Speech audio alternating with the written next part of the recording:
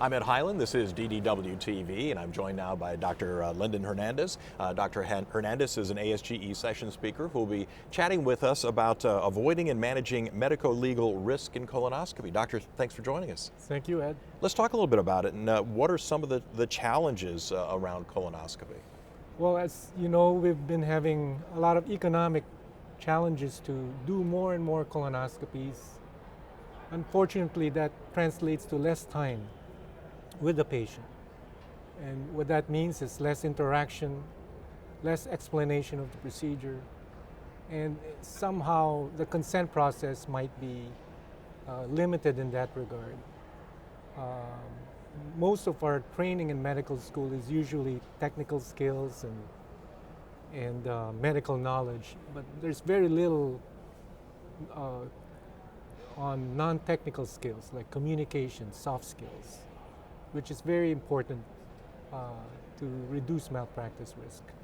Give us some thoughts on how GIs can really prepare themselves to avoid issues. Yes, so the first is to look into the consent process. We can look at it in terms of the 3 T's to promote a high quality communication. First is promoting trust. You obtain that with consent, high quality consent, sharing the patient with the endoscopist in the decision-making process. The second is transparency, the second T, where you can disclose in a controlled environment possible medical errors that has happened, unfortunately, with a patient.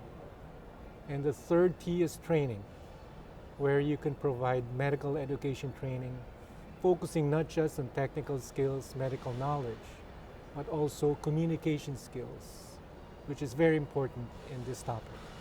Are the challenges different for, say, a virtual colonoscopy examination versus the more traditional methods?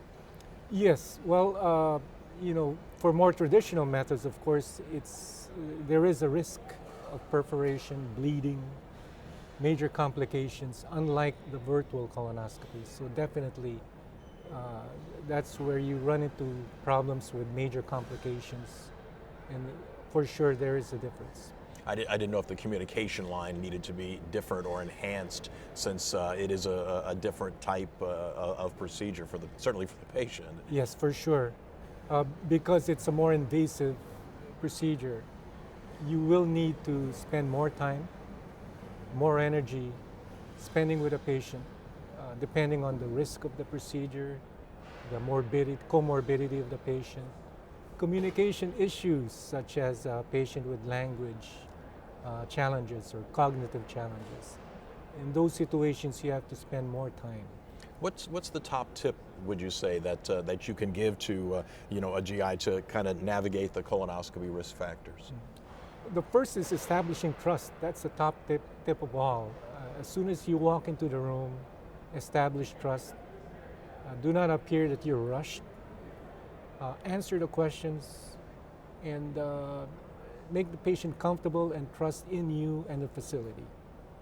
One of the factors that I've personally experienced is that there is such a limited time. And you mentioned that earlier. There's so little time that often the GI, you may meet them minutes before they put you under. Right. So the trust factor, how are you going to develop trust? How are you going to develop the communication lines when we're in a world of managed care that condenses the amount of time that you have to spend with your patient? Absolutely. That is a true challenge for all of us.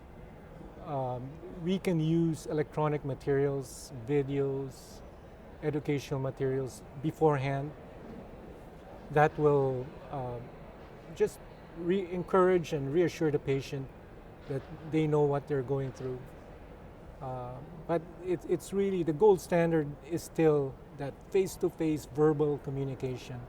The moment you step in the procedure room, even if it's the first 5 minutes of the encounter, you have to answer the questions and just get a feel whether there's depending on the level of anxiety, whether they had a bad night last night for the bowel preparation. It's really an art as well, more than science. Right. Well, the proverbial bedside manner is all Right. important.